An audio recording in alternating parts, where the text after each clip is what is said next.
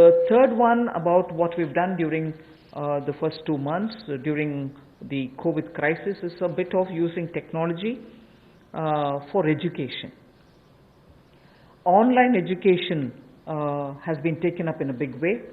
Schools are now using a lot of technology, but Swayam Prabha, which is a direct telecast mode that they have, direct to home channels have been used. 3 channels are already earmarked for school education. Now another 12 channels are to be added to this. I am sure in schools in the rural areas also this will be of great help, where schools can bring in technology to children, because irrespective of rural or urban, children love technology and they adapt very quickly to it.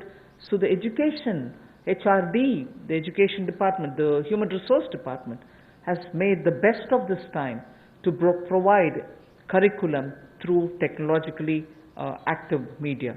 So provision has been made for telecast of live interactive sessions so that teachers and students can watch what is going on, and these channels bring in experts from home through Skype.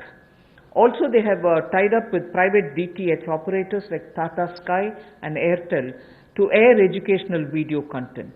And this of course enhances the learning interest of children. So the states of India are coordinating to share airtime. 4 hours is given every day. States of India are also using it, and Swayam Prabha channels therefore will be telecasting education related contents. 200 new textbooks are being added to e-Pathshala. पिछले कुछ महीनों में विशेष तौर पर जो पहली कदम माननीय प्रधानमंत्री जी ने कोविड-19 को लेकर उठाया था, वो देश के लोगों के स्वास्थ्य की चिंता को करते हुए 15,000 करोड़ की घोषणा की थी, जिसमें से 4,113 करोड़ रुपया राज्यों को रिलीज कर दिया गया है, दे दिया गया है। आवश्यक वस्तुओं पर 3,750 करोड़ रुपया दिया गया, खर्च किया गया। टेस्टिंग लैब और किट्स के लिए 550 करोड़ रुपया, और जो हमारे कोविड-19 के वॉरियर्स हैं, जो हमारे हेल्थ वर्कर्स हैं, उनको 50 लाख रुपए का बीमे की व्यवस्था माननीय प्रधानमंत्री जी ने की।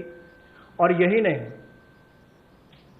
डिजिटल इंडिया को आगे बढ़ाते हुए आईटी का उपयोग करते हुए ई संजीवनी टेली कंसल्टेशन सर्विसेज का हमने इसकी शुरुआत की, और कैपेसिटी बिल्डिंग की, चाहे वो वर्चुअल लर्निंग मॉड्यूल्स की बात हो और आरोग्य सेतु ऐप, तो करोड़ों लोगों ने देश भर में इसको डाउनलोड किया, और यूपीआई भीम की तरह एक ये भी बहुत सफल प्रयोग देश में रहा है, जिससे लोगों को लाभ मिल रहा है। और हम ट्रेस कर पा रहे हैं कि कोई व्यक्ति अगर कोरोना से संक्रमित है तो उसका भी आप कर सकते हैं, लोग सेल्फ असेसमेंट भी इसके माध्यम से कर सकते हैं। हमारे हेल्थ वर्कर्स के ऊपर हमला होता था, कोई लड़ाई झगड़े होते थे, उनको सुरक्षा प्रदान करने के लिए डॉक्टर हो, नर्स हो, पैरामेडिकल स्टाफ हो, इसके लिए भी हमने एपिडेमिक डिसीजेज एक्ट में उसमें बदलाव किया। और इसके अलावा जो हम कहते हैं कि संकट में अवसर देखने की बात, तो एक बड़ा उदाहरण यहां पर नजर आता है कि जहां भारत में एक भी पीपीई किट बनाने की कंपनी नहीं थी, आज 300 से ज्यादा यूनिट हैं, 3 लाख से ज्यादा पीपीई किट्स एक दिन में बनाई जाती हैं, और N95 मास्क भी लाखों के संख्या में आज भारत में प्रतिदिन बनाए जाते हैं। ये एक बड़ा बदलाव है। और HCQ टेबलेट्स भी लगभग 11 करोड़ का उसका उत्पादन किया गया। ये अपने आप में उस दिशा में कदम है। इसके अलावा जो हमने कंप्लायंस बर्डन में कमी शुरुआत में की थी, वो भी शुरुआत में एक कदम था, क्योंकि 31 मार्च नजदीक आ रही थी, बहुत सारा दबाव कंपनियों पर रहता है। तो रिलेटेड पार्टी ट्रांजैक्शन के जो प्रोविजन है उसका युक्तिकरण किया गया, और कंप्लायंस बर्डन को कम करने के लिए इस कोविड-19 के समय बहुत सारे प्रावधान कंपनीज एक्ट 2013 में उसके अंतर्गत ये प्रावधान किया गया कि जो बोर्ड मीटिंग्स हैं, ईजीएम्स हैं, एजीएम्स हैं, उनको आप टेक्नोलॉजी के माध्यम से कर सकते हैं। आपको व्यक्तिगत रूप से वहां पर उपस्थित नहीं रहना पड़ेगा। और एक बड़ा बात यह कि राइट्स इशू जो है, अब उसकी लिस्टिंग भी डिजिटल इंडिया की लीवरेज करते हुए हम इसको ऑनलाइन कर सकते हैं, ये भी एक बहुत बड़ा कदम है। पीएम केयर्स का जो फंड क्रिएट किया है उसको भी CSR में उसको हमने रिकॉग्नाइज किया है।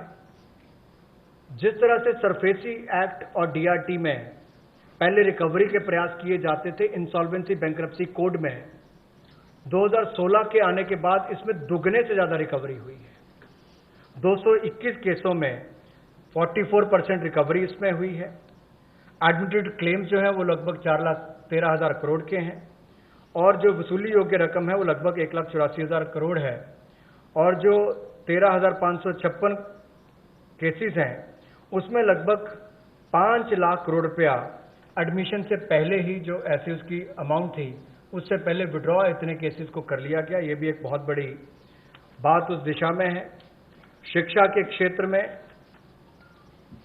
टेक्नोलॉजी का उपयोग कैसे हो, अब एक मीडिया में भी चर्चा थी, सोशल मीडिया में भी, कि गरीब के बच्चे तक कोविड-19 के समय शिक्षा की व्यवस्था कैसे पहुंचाई जाए। ये चुनौतीपूर्ण समय है, लेकिन हमारे HRD मंत्रालय ने इसको बड़ी जिम्मेदारी और गंभीरता के साथ लिया और प्रधानमंत्री जी के निर्देश पर अगर कुल मिलाकर देखा जाए, जैसे स्वयं प्रभा DTH चैनल पहले चलते थे, आज भी चलते हैं, वो मदद और सहयोग करने के लिए उसके माध्यम से इन लोगों तक पहुंचा जाएगा जहां पर इंटरनेट की सुविधा नहीं है और इसके लिए 3 चैनल्स को चिन्हित कर लिया गया है शिक्षा प्रदान कराने के लिए और 12 और नए चैनल्स को इसमें जोड़ दिया जाएगा।